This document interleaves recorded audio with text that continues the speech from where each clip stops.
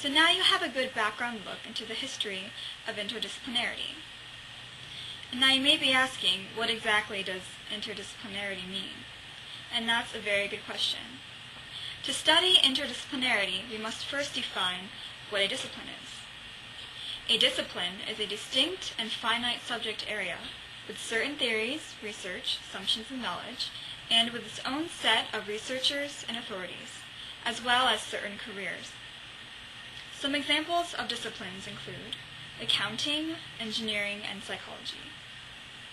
Interdisciplinarity, however, is an integration and melding of those theories and research from two or more disciplines, attempting to apply main principles and ideas of the areas in practice concurrently, and allowing them mutually reciprocal input, thus emerging with an entirely new, unique viewpoint, way of thinking, and set of assumptions.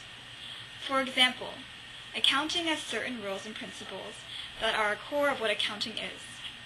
Engineering, too, has its own theories. And obviously, psychology is quite different from both accounting and engineering, with its own set of assumptions and topics of interest.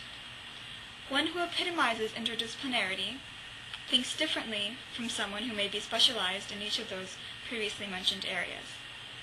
A new eclectic way of thinking has developed, and theories have emerged from this integration. One could call it a cow-gin-psych-ing. Interdisciplinarity allows one to find and form their identity.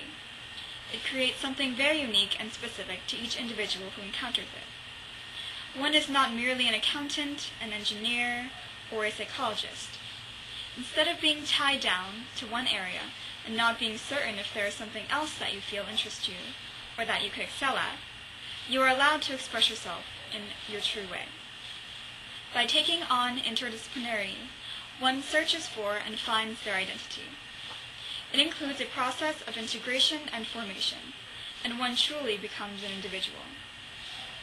Interdisciplinarity also gives one the opportunity to embrace diversity.